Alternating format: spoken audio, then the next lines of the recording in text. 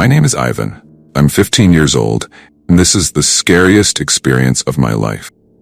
It was the 4th of July, 2015. I live in a calm suburban neighborhood that's usually very quiet, but one night, it all changed. My dad had to work extra late since he was covering someone's shift, and my mom was at some friend's house party. It was a Friday night, so I would usually just play games on my computer and talk with friends, basically having my kind of fun. I would do that every single Friday night without any issues. The time was about 9 or 10 p.m., and I was playing my favorite game, League of Legends, talking with some friends, when suddenly I heard a window shut. Or maybe it was something else. I thought it might be the broken dishwasher we had that sounded very loud. I ignored it and wanted to get back to my game, so I increased the volume on my headset. The sound echoed so loud that I could almost hear it with the volume on 96%. I had enough and wanted to see what it was, so I reduced the volume and told my friends to hold on and that I would be right back. The sound wasn't from the dishwasher or the dryer. It wasn't a window either. The sound was still underway though, when I came to look at what it was. The basement. I had never gone in there since we moved in, and my parents told me never to go down there by myself. Not for suspense reasons, anything like that, but they actually just didn't want me going down there moving around any boxes. The basement was dirty, and the door was kind of broken and always gave out a creepy draft when it was open. I went to the basement door and listened. The sound went on for a good 2 minutes before silence. My whole body was filled with joy and happiness, but before I could even breathe out and go to my room calmly, the sound started again. First quietly, and then louder and louder. I was completely home alone, if you're wondering. No parents, no pets, no babysitters, nothing. I didn't even have any weapons to defend myself either. I was so scared that I started having thoughts about my entire life as if it were flashing before my eyes, completely sure I was going to pass out or even die. Now the sound was very loud. I went straight to my room and closed and locked the door very quietly.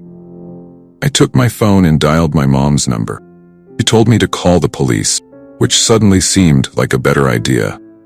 I called the police, and as I was on the line with the operator, I heard a door opening from all the way downstairs because it was so loud. I knew it was the basement door. The operator told me they would be over as soon as they could. It was at that moment the horrific truth hit me. Somebody was in my house. I listened in silence for a few minutes, other than the occasional firework booming in the distance from outside, as I heard somebody rummaging through our kitchen and living room. I wrote to my friends in the chat, "There's a fucking intruder in my house." Before I could even see what they responded with, I heard footsteps coming upstairs. Thinking on my feet, I opened the window and jumped down 2 stories onto the grass, breaking my left ankle. I was crawling as far as I could away from the window, and when I looked up, I saw him, the most disturbing face which has ever belonged to a man. Crooked mouth, round wiry hair, and eyes so dark I couldn't even see them. But I could only see it for a few moments before he turned and walked away from the window. The sounds of cop cars stopping nearby were the greatest thing ever at that moment.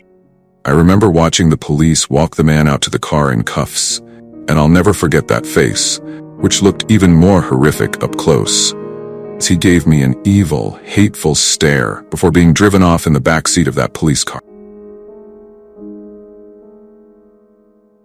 It was July 4th, 2007. I was 16 years old and had nothing to do for the night. My older sister Alicia, who was 25, was going to a huge party upstate called the Rockaway Bomb Show. It was a place where a bunch of young adults would go to drink and go crazy. Surprisingly, when I told my sister I had no plans, she invited me to come with her and her boyfriend Alex. Maybe she wanted to help me break out of my shell. I was a shy kid, and it was definitely out of my comfort zone to attend a crazy drinking party full of 20-year-olds. Somehow, though, she guilted me into going. We had to stay at a motel overnight, so I packed my stuff, and within 2 hours, Alicia was honking the horn outside. It was a long drive, close to 4 hours. By the time we arrived, the sky was already turning bright orange as the sun set. We pulled into a sketchy-looking road with a sign that said, "Fireworks show this way." I rolled down the window and already heard a huge crowd of people in the distance.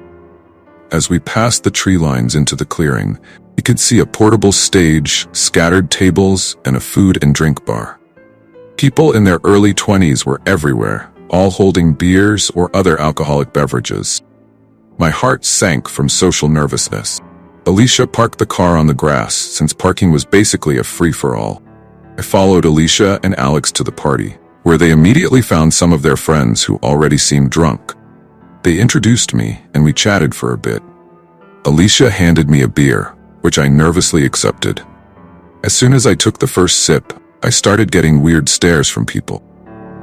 I was afraid someone would ask how old I was. I continued to cling to Alicia and Alex for another 15 minutes before they both split up and started talking to random people. At that moment, I felt alone and awkward, surrounded by hundreds of college students and graduates all conversing with each other. There I was, an awkward 16-year-old with a beer in his hand, all alone. A hand grabbed my shoulder and I turned, thinking it was Alex or Alicia. Instead, it was an older guy, like in his 40s or 50s. He had a balding head and glasses, looking like a creepy priest. He then took the beer out of my hand and asked, "How old are you?" My heart dropped. I stammered, "I was actually just getting that for my sister." He put the beer on a nearby table and asked my name. Thinking he was a worker at the show or something, I told him, "Jake." Then he asked who I was there with, and I responded, "My sister, like I just told you." Eventually, I talked my way away from the guy and looked for Alicia or Alex. There were so many people, and I didn't have their cell phone numbers back then, so I couldn't text or call them. Feeling alone and awkward, I wandered away from the party and into the woods. I sat on a log, reflecting on myself and regretting my decision to come. Suddenly, I heard a huge boom, followed by a roar of cheering. The fireworks show had started. I could actually see perfectly fine from where I was sitting, so I decided to stay there. My mind was sucked into the beauty of the fireworks exploding in the sky, so much so that I forgot about how upset I was. Suddenly, I couldn't breathe. Something was wrapped around my mouth and nose. I struggled, tried to scream, and break free. I felt lightheaded. I looked up for anything on the ground to use as a weapon and pulled up a big stick. I tried swinging at the person's leg, but it didn't work. The person pulled me down to the ground and pinned me on my stomach. As a final attempt, I grabbed a big stone from in front of me and, with a single lucky swing, struck the person straight in the face. They let loose their grip and let out a grunt, giving me enough time to get up and run. I did take one glance at the person, however, and could see they were wearing the same thing that the man I saw earlier had been.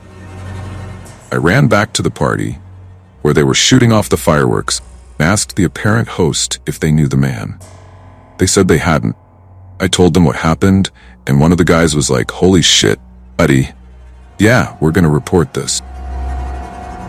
By the end of the night, when my sister and her boyfriend were too drunk to drive, I ended up driving to the motel. I never told anyone in my family about the incident out of embarrassment, but that's something I kind of regret now.